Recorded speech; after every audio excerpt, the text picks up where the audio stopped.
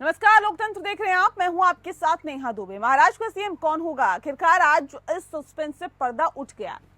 बुधवार को बीजेपी के विधायक दल की बैठक में देवेंद्र फडणवीस का नाम फाइनल हुआ। महाराष्ट्र में देवेंद्र फडणवीस ही अगले मुख्यमंत्री होंगे और 5 दिसंबर को शाम 5:30 बजे मुंबई के आजाद मैदान में शपथ ग्रहण होगा। बता दें आपको कि फडणवीस तीसरी बार महाराष्ट्र के सीएम पद की शपथ लेंगे। 5 दिसंबर को मुंबई के आजाद मैदान में होने वाले शपथ ग्रहण समारोह में केवल मुख्यमंत्री और 2 उप मुख्यमंत्री ही शपथ लेंगे। बीजेपी विधायक दल की बैठक में फडणवीस के नाम पर मोहर लगने के बाद फडणवीस, एकनाथ शिंदे और अजित पवार राज्यपाल राधाकृष्णन के पास पहुंचे। यहां उन्होंने सरकार बनाने का दावा पेश किया। सरकार बनाने का दावा पेश करने के बाद फडणवीस, शिंदे और अजित पवार ने साझा प्रेस कॉन्फ्रेंस की। इसमें देवेंद्र फडणवीस ने कहा कि सीएम का पद टेक्निकल है और लेकिन वह तीनों मिलकर फैसला लेंगे।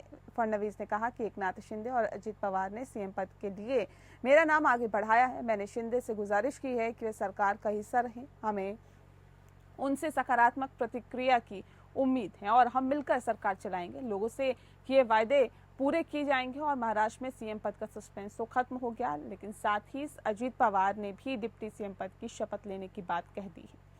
लेकिन एकनाथ शिंदे सरकार का हिस्सा रहेंगे या नहीं, ये फिलहाल तक साफ नहीं है। बता दें आपको कि शिवसेना नेता उदय सामंत ने कहा है कि शिवसेना कार्यकर्ताओं, विधायकों और सांसदों की चाहत है कि एकनाथ शिंदे को डिप्टी सीएम का पद लेना चाहिए। हालांकि शिंदे ने उनसे कहा है कि वह राज्य का दौरा शिवसेना प्रमुख के तौर पर करना चाहते हैं। सामंत के इस बयान से माना जा रहा है कि इस सरकार में एकनाथ शिंदे उप मुख्यमंत्री का पद लेने के लिए उत्सुक नहीं है। दरअसल महायुति सरकार में सभी की निगाहें एकनाथ शिंदे के ऊपर लगी हुई है। शिंदे की वजह से मंत्रिमंडल बंटवारे में पेंच फंसा हुआ है। सूत्रों की माने तो एकनाथ शिंदे गृह मंत्रालय की मांग पर अड़े हुए हैं, लेकिन बीजेपी उन्हें गृह मंत्रालय देने की इच्छुक नहीं है। बीजेपी अपना मुख्यमंत्री बनाने के साथ ही गृह मंत्रालय भी अपने पास रखना चाहती है। सीएम पद छोड़ने के बाद ये विभाग है जो एकनाथ शिंदे को पावरफुल बना सकता है। शिवसेना को गृह विभाग मिलता है तो निश्चित तौर पर पुलिस विभाग पर पूरा नियंत्रण शिवसेना का होगा। ऐसे में मुख्यमंत्री कुछ फैसला जो है अपने वीटो का इस्तेमाल भी कर सकते हैं। ऐसे में सूत्रों की माने तो बीजेपी किसी भी सूरत में गृह विभाग देने की सूरत में या इस विभाग को देने की तैयार बिल्कुल भी नहीं है।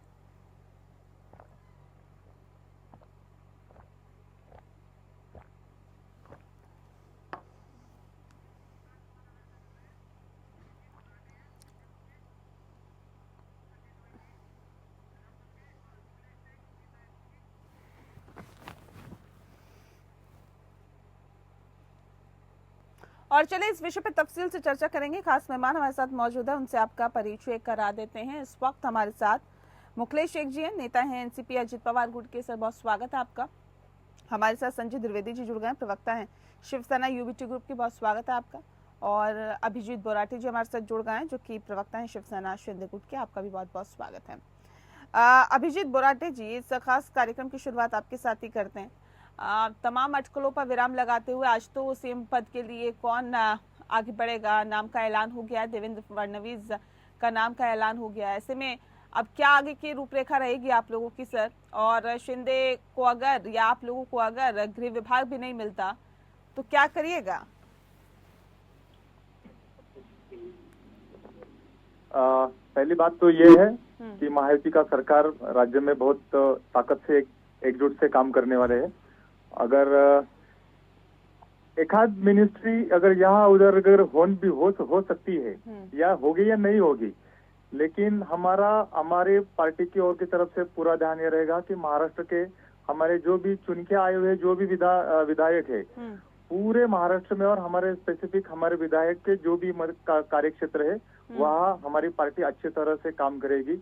ये हमारा आगे का मोटिव है। रही बात गृह मंत्रालय की, अगर समझो गृह मंत्रालय हमें अगर नहीं मिलता तो शिंदे साहब जो भी निर्णय ले लेंगे वो पार्टी के और राज्य के हित के लिए रहेगा, ये हमें पूरा विश्वास है। तो बात कोई मिनिस्ट्री की नहीं है। हमारे पास जो भी मंत्रालय आ जाएगा हम उसके उपयोग करके राज्य में जो अच्छा काम कर सकते हैं वो हम बिल्कुल करेंगे। डिप्टी सीएम बनने के लिए तैयार है एकनाथ शिंदे? नहीं, अभी डिप्टी सीएम वो बनेंगे या नहीं बनेंगे तो वो उनका निर्णय है। हम तो पार्टी के कार्यकर्ता है। कार्यकर्ता क्या चाहते हैं? कार्यकर्ता क्या चाहते हैं नहीं, अभिजीत जी? हम तो चाहते हैं एकनाथ साहब को एक बार सीएम या मुख्यमंत्री बना दो। अगर समझो ठीक है ये पॉसिबल नहीं है तो हमारी भी पार्टी की ओर से शिंदे साहब को हमारी विनती रहेंगे कि आप उप मुख्यमंत्री का पद स्वीकारें और राज्य के लिए फिर बार अच्छा एक नेतृत्व दे दे। लेकिन अभी तो ये भी कहा जा रहा है कि आप लोगों की तरफ से कहा गया है कि नहीं, वो तो एक शिंदे के जो पूरा शिवसेना के अध्यक्ष के तौर पर ही वो आगे कमान संभालेंगे और आगे बढ़ सकते हैं। मतलब ये कि वो डिप्टी सीएम पद लेने के लिए राजी नहीं है। हम बाला साहब ठाकरे को मानने वाले सब शिव सैनिक है। बाला साहब ने उनके पूरे आयु में उन्होंने कभी भी कौन सा पद नहीं लिया, उन्होंने कौन सा भी चुनाव लड़ा नहीं है। वो शिवसेना प्रमुख रहते भी उन्होंने राज्य पे और देश पे उन्होंने बहुत अच्छा काम किया है। अगर समझो शिंदे साहब का अगर मन चाह रहा है कि मैं पार्टी का प्रमुख बनके, शिवसेना प्रमुख बनके, पार्टी का चीफ बनके मैं पूरी पार्टी चला के राज्य में मेरी सरकार द्वारा अच्छा काम करूं, तो हम उनके निर्णय का बिल्कुल स्वागत करेंगे। ठीक है। मुखलेश शेख जी, देवेंद्र फडणवीस का नाम अब तो मुख्यमंत्री पद के लिए है, साफ तौर पर मुख्यमंत्री अगले होंगे देवेंद्र फडणवीस। ऐसे में अजीत पवार की क्या भूमिका रहेगी? नेहा जी, मेरी आवाज पहुंच रही है आप तक? जी पहुंच रही, बताएं। देखिए, मैं अजीत पवार साहब का एकदम पिक्चर क्लियर है आने की तरह। आज भी कहा कि मैं तो शपथ लेने वाला हूँ, मैं उप मुख्यमंत्री के रूप में काम करूंगा महाराष्ट्र के विकास और जनता के हित के लिए। मुझे लोगों ने चुन के दिया है। तो अजीत पवार साहब के जो कार्यकर्ता और अजीत पवार साहब के जो हमारे प्रफुल्ल भाई पटेल साहब और हमारे एमपी और महाराष्ट्र के अध्यक्ष सुनील तटकरे साहब सभी ने पहले ही लिख के दिया है। स्टार्ट से ही हम बीजेपी को समर्थक दिया कि सीएम आपकी बने, क्योंकि आंकड़ा हमारे तमाम उठापटक के बीच में ये भी तय हो गया कि अजीत पवार जो चाहते थे, जो भारतीय जनता पार्टी चाहती थी वही हुआ। एकनाथ शिंदे को हटाना चाहते थे, देवेंद्र फडणवीस को बनाना चाहते थे। जो अजीत पवार के साथ देवेंद्र फडणवीस की बातचीत है, जो संबंध है, अच्छे संबंध है। नहीं, संबंध है, लेकिन अजीत पवार की पार्टी महाराष्ट्र से चलती है और खुद पार्टी का डिसीजन वगैरह अजीत दादा पवार और अजीत पवार के सब सारे लोग लेते हैं। जमीनी स्तर से कार्यकर्ता उनके टच में, उनसे भी पूछते हैं। लेकिन बीजेपी के जो पार्टी है वो सेंटर से चलता है, क्योंकि उनके सारे लोग सेंटर में हैं। वहां से वो एक पार्टी का गाइडलाइंस है, वो उनके आगे और उनके बाहर वो जा नहीं सकता है, क्योंकि वो उसी हिसाब से उनको काम करना है। तो उनमें और हमारे में बहुत फर्क है। और आज राहुल गांधी शिंदे साहब की बातें, मुझे नहीं लगता है शिंदे साहब डिप्टी सीएम बनेगा। मैं एक छोटा आपके चैनल के माध्यम से छोटा सा आदमी हूँ, मेरे एक जजमेंट के हिसाब से शिंदे साहब टाल मटोल जो बात कर रहे हैं, तो मुझे नहीं लगता है कि सीएम बनेंगे। शिंदे साहब के अभी प्रवक्ता ने कहा कि बाला साहब ठाकरे की पार्टी है, बाला साहब ने जीवन में कोई पद नहीं लिया। तो बाला साहब ठाकरे ने हमेशा विकास के लिए, महाराष्ट्र के हित के लिए काम किया और मराठी मानुष के लिए काम किया है। तो उसी तरह अगर साहब अगर डिप्टी सीएम अगर सीएम होने के बाद नहीं लेता है, क्योंकि उनकी पार्टी उनकी खुद की पार्टी है, खुद उन्होंने बनाया है और खुद उनके लोग चुन के उनके नेतृत्व से आया है, महाराष्ट्र के सीएम रह चुका है। तो वो अगर वापस डिप्टी सीएम बनता है तो फिर वो लोगों में एक मैसेज गलत जाएगा। मैं भी चाहूंगा कि साहब सीएम नहीं डिप्टी सीएम बन के काम करे अजीत दादा पवार साहब के साथ। और देवेंद्र जी सीएम कल बन रहे हैं, उन्हें बधाई देता हूँ आपके चैनल के माध्यम से।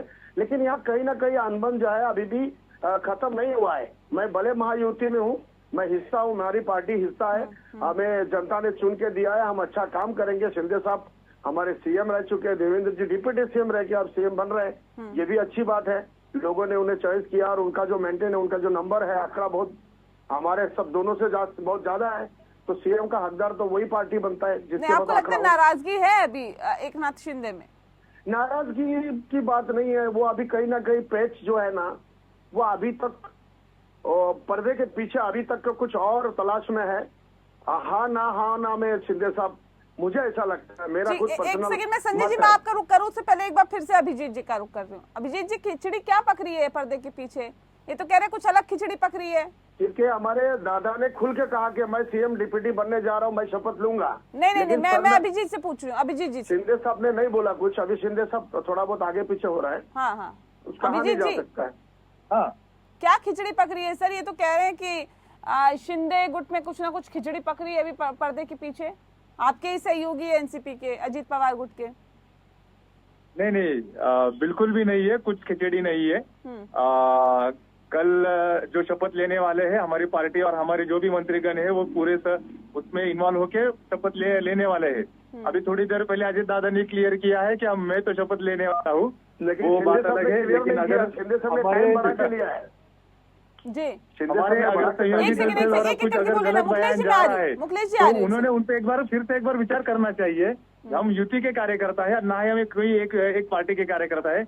हमें आगे चल के महायुति को ताकत देने की है और राज्य को आगे लेने की जाने के लिए आप ही के बात से बात कर रहा हूँ। आपने कहा कि बाला साहब ठाकरे की पार्टी है, बाला साहब ने जीवन में कोई पद नहीं लिया। उसके बाद अभी सीएम शिंदे साहब थे, उनके नेतृत्व से चुन के आया। अजित दादा के लाडली बहन योजना जो है अजित पवार साहब ने मेहनत किया, देवेंद्र जी सारे आप सभी लोगों ने मेहनत किया, महायुति के लोगों ने। पर जिस तरह अजित दादा पवार डंके के चोट में कह रहा है कि मैं डिप्टी सीएम बनके काम करूंगा, हमें 11 मंत्री अगर बनवा रहा है तो भी हमें एग्री। लेकिन उस तरह की बातें शिंदे साहब के बॉडी लैंग्वेज में, मैं एक छोटा कार्यकर्ता हूं, मैं आपकी बातों से कहना चाहता हूं कि महाराष्ट्र की जो है वो संगठन को बढ़ाने का भी काम कर सकता है, क्योंकि उनके बेटा तो अभी है ही ना, काबिल है।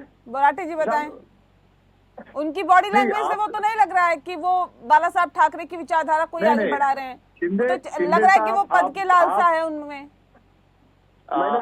शिंदे साहब की इस पहले की बॉडी लैंग्वेज आप एक बार देख लीजिए। शिंदे साहब कभी भी ज्यादा एग्रेसिव नहीं रहते, कौन सा भी समय रहने दो, बहुत शांति से सबको मतलब उत्तर देते हैं। तो शिंदे साहब अगर थोड़ी शांति से अगर काम ले रहे, इसका मतलब ये नहीं कि कुछ खिचड़ी पक रही है। ठीक है। संजय जी, संजय द्विवेदी जी, वाकई कोई खिचड़ी नहीं पक रही क्या? लग रहा है ऐसा, क्योंकि चुनाव के नतीजा ऐसा 10 दिन से ज्यादा का वक्त बीत गया और उसके बाद अभी तक जब मुख्यमंत्री के नाम का ऐलान नहीं हुआ था तो ये कहा जा रहा था कि देखिए कुछ ना कुछ तो खिचड़ी पक रही है, कहीं ना कहीं तो नाराजगी है, संतुष्टि की भावना दिखाई नहीं दे रही। अब ये कह रहे हैं जब नाम का ऐलान हो गया कि बाला साहब ठाकरे के हम नाम को आगे बढ़ा रहे हैं, उनकी रीति उनकी नीतियों को आगे बढ़ा रहे हैं, ऐसा है क्या? बाला साहब ने कभी गुलामी नहीं की थी। अब गुलाम बनके अगर काम करना चाह रहे हैं तो बाला साहब का नाम कहाँ बढ़ रहा है? बाला साहब ने कभी गुलामी की? हम तो उद्धव जी को हैंडशेक कहते हैं, सैल्यूट करते हैं कि उन्होंने भाजपा की गुलामी नहीं सहन की। 2019 में भी यही हो रहा था कि आप मुख्यमंत्री पद ले लें, लेकिन वो नहीं माने। लेकिन इन्होंने पार्टी तोड़ी, मुख्यमंत्री बने। इन्होंने सोचा नहीं, जैसे बिहार चल रहा है कि हमको मुख्यमंत्री परमानेंट बनाती रहेगी, लेकिन उनको ये नहीं मालूम है भारतीय जनता पार्टी के खाने के दांत अलग है और दिखाने के दांत अलग है। आपका चेहरा रखा सामने, आज जो गति शिंदे जी की भारतीय जनता पार्टी ने, शायद उससे ज्यादा गति तो उद्धव ठाकरे खराब नहीं की। आज इतनी गति खराब कर दी, गुलामों की तरह व्यवहार किया जा रहा है इनके पास। और ये क्या जवाब दे रहे हैं? बाला साहब ठाकरे संगठन बनाएंगे, उन्होंने पद नहीं तो उन्होंने मुख्यमंत्री पद क्यों नहीं किया था? अगर बाला साहब ठाकरे इतने बड़े अनुयायी हैं तो मुख्यमंत्री कैसे बन जाती है? ना मुख्यमंत्री बनते उस समय। तो देखिए ये सब बातें कहने की है। जो बात अभी मुखलेश जी ने कही बिल्कुल सही बात कही है, एक नाथ शिंदे को इनकी पार्टी किनारे रख दिया गया है, मजबूरी थी इनकी आज। क्योंकि भारतीय जनता पार्टी कहती है मतलब निकल गया, पहचानते नहीं, चाहे असम गण परिषद हो, चाहे जेजेपी हो हरियाणा में, चाहे उत्तर प्रदेश मायावती हो, चाहे बिहार में चाचा हो नीतीश कुमार के भाई, उनको किनारे करके उनके लड़के को बना दिया। आज उनका लड़का मंत्री बना हुआ है, उनकी पार्टी से गठबंधन किया। बहुत ऐसे उदाहरण है। शिवसेना तोड़ी तो शिवसेना तोड़ रहे थे तो क्या शिंदे जी को नहीं मालूम है कि उसमें भारतीय जनता पार्टी जो है वो शिवसेना को धोखा दे रही है? 2014 में धोखा दिया, 2019 में धोखा दिया, उसके बाद भी आप पार्टी तोड़ के आ गए। आप सोचे तो मुख्यमंत्री जिंदगी भर बना रहूंगा, लेकिन ऐसा नहीं है। अगर धोखा दोगे तो धोखा मिलेगा, और वही हुआ। आज आपने धोखा दिया, धोखा मिला। तो इस तरह की जो राजनीति जो लोग करते हैं उनका आने वाला समय बहुत खराब होता है। ये आप लिख लीजिए मेरी बात, जो मैं आज बता रहा हूँ। मुखलेश जी वाकई धोखा है क्या? ये शिंदे गुट के साथ धोखा है क्या? नहीं, धोखा नहीं। द्विवेदी जी ने अभी कहा, हमारे द्विवेदी जी के मैं बड़ा आदर और सम्मान करता हूँ क्योंकि सीनियर लीडर है। कभी हम साथ में भी महाआघाड़ी में जब थे तो साथ की हमारी बातें होते रहती थी। लेकिन ये कहना कि शिंदे साहब मुख्यमंत्री लालच में आके लिया है, तो ऐसा तो उद्धव साहब ठाकरे भी मुख्यमंत्री पोस्ट लिया है और कोशिश भी किया है कि दोबारा महाराष्ट्र की जनता चुन के उनको मुख्यमंत्री बनाए, लेकिन वो नाकामयाब हो गए। क्योंकि कांग्रेस के साथ उनको जाना भारी पड़ गया। और रह गई बात, शरद पवार साहब को भी कांग्रेस पे भरोसा करके उन्हें बहुत मार्जिन कम मिला है। आज विपक्ष का लीडर बनने के लिए उनके पास किसी आमदार नहीं है। रही बात नेहा जी, ये बात अलग बात है, मुख्यमंत्री की बातों के ऊपर से मैं कहूंगा कि शिंदे साहब ने अच्छा काम किया है और आगे भी काम करेंगे। लेकिन मुझे ऐसा लगता है कि शिंदे साहब कुछ बड़ा, उनकी जो सोच है हमेशा बड़ा रहा है। हो सकता है किसी कार्यकर्ता को चांस दे दे, डिप्टी सीएम बना सकता है। हो सकता है कि भाई पार्टी को संभालना है, महाराष्ट्र में और भी तैयार करना है, यहाँ पर कॉर्पोरेशन के चुनाव भी सामने है, उसके अंदर और भी मतलब लोगों को मतलब नजदीक करना है, कार्यकर्ताओं को ताकत देना है। तो डिप्टी सीएम अगर बन जाते हैं तो उनको पावर तो मिलेगा, लेकिन कार्यकर्ता को टाइम ज्यादा दे नहीं पाएगा, क्योंकि वो गृह विभाग में भी तो मामला अटका हुआ है ना। गृह विभाग किसके पास जाएगा? आलोक वत्स जी हमारे साथ जुड़े हैं, नेता है भारतीय जनता पार्टी के। मैं सर आती हूँ मुकेश जी मैं लौटती हूँ। गृह मंत्री तो उनको देगा ही नहीं, गृह मंत्रालय तो बीजेपी के पास ही रहेगा, चाहे पार्टी में युति रहे या ना रहे। चलिए आलोक जी हमारे साथ जुड़े हैं। आलोक जी बहुत स्वागत है आपका। आलोक जी, सवाल इस बात को लेकर है कि देखिए अभी तो काफी हद तक नाराजगी दिखाई दे रही थी शिंदे गुट में या एकनाथ शिंदे में। क्या लगता है कि पूरी तरह से अब संतुष्ट है? गृह विभाग पर भी जो मसला अटका हुआ है वो क्या सॉर्ट आउट हो गया है या हो जाएगा आने वाले वक्त में? देखिए नेहा जी, मैं एक ही लाइन में कहूंगा, ऑल इज वेल। और लोकतंत्र में का तकाजा है, जिसकी जितनी हिस्सेदारी उसी उतनी भागीदारी भी होनी चाहिए। और हम 132 पे हैं, वो 54 पे हैं, डबल से भी ऊपर है हम। तो जनता की अपेक्षा हमारे यहाँ से कोई मुख्यमंत्री होना चाहिए, इसके तहत सबने अग्री किया और देवेंद्र फडणवीस जी को मुख्यमंत्री का पद मिला। इसमें कोई लोकतांत्रिक मूल्यों से के तहत कोई अनुचित या कोई आश्चर्यजनक कदम तो उठाया नहीं गया है। ये तो नॉर्मल कोर्स में यही होना था। पिछली बार किसी कारणवश शिंदे जी को बनाया गया था, उन्होंने अच्छा काम भी किया है और अच्छे काम के बदौलत ही वहाँ जीत मिली है इतनी प्रचंड। तो अच्छे काम का इनाम भी देना चाहिए था ना उन्हें। देखिए अच्छे काम अभी सही है सर, देवेंद्र फडणवीस जी ने भी किया था और अच्छा काम अजीत पवार जी ने भी किया था, क्योंकि नरेंद्र मोदी जी की निगरानी इतनी सख्त होती है कि यहाँ कोई हेराफेरी करने की सोच भी नहीं सकता है। तो अजीत पवार को तो आप चक्के पीसिंग करके जेल में भिजवा रहे थे, आप कह रहे हैं अभी अच्छा काम किया। बहरहाल अगर आप एकनाथ शिंदे की बात कर रहे हैं तो उनको फिर अच्छे काम का इनाम देना चाहिए। नेहा जी, उनका केस बंद नहीं हुआ है, law will take its own course. अगर भविष्य में उनको सजा मिलती है तो भुगतेंगे। ऐसे तो बहुत से लोग बेल पे हैं, राहुल गांधी बेल पे है, सोनिया, भारतीय जनता पार्टी भी उन्हीं के नक्शे कदमों पे चल रही है क्या सर? फिर आप लोग उनसे अलग कैसे होते हैं? आप फिर राजनीति में सुचिता की बात मत करिए ना आलोक जी, राजनीति में सुचिता की बात मत करिए ना। आप बता दीजिए कि हम भी जी कांग्रेस के नक्शे कदमों पे चल रहे हैं। नेहा जी, राजनीति में सुचिता रह गई है क्या? ये तो आप बताएंगे ना, मतलब भारतीय जनता पार्टी भी इससे अछूती नहीं है ना। देखिए इसी देश में रहते हैं, यही खाए बले पड़े हुए हैं। हाँ, ये तो हम लोग तो एक अपवाद स्वरूप लोग हैं। समझ लीजिए 11 साल का शासन केंद्र में और राज्यों में, गुजरात में तो 25-30 वर्ष का शासन हो गया। 10 वर्ष के लिए हमें उत्तर प्रदेश ने भी चुना है। मध्य प्रदेश में हमने कितने साल से रूल कर रहे हैं और वही हाल हरियाणा ने तीसरी बार किया। तो हमें तो एक स्कैम बता दीजिए, एक घोटाला बता दीजिए जो बीजेपी के किसी नेता ने किया हो या उसको सजा हुई हो किसी घोटाले के कारण। नहीं तो मतलब दूसरी पार्टी के नेता अगर दूसरी पार्टी या दूसरी सरकार में घोटाले करके आएंगे तो यहाँ पे आके क्या पाक साफ हो जाएंगे? नेहा जी, हम तो इस आंधी में टिमटिमाते लोग हैं। हाँ। जिस पर देश को भरोसा है। हाँ। और लोगों का क्या हाल है, कितने स्कैम में है, कौन जेल पे है, ये बताइए। गृह मंत्रालय किसके पास जा रहा है? पत्रकार को बताने की जरूरत नहीं है। एक गृह मंत्रालय किसके पास जा रहा है ये बताइए। ये सब फैसला हमें थोड़ी कोई बताएगा कि कौन सा फैसला कर रहा है। हम लोग बहुत छोटे लोग हैं, ये तो ऊपर के फैसला होगा। और जो परंपरा रही है उसके तहत मैं कह सकता हूं कि गृह विभाग फडणवीस जी के पास होना चाहिए।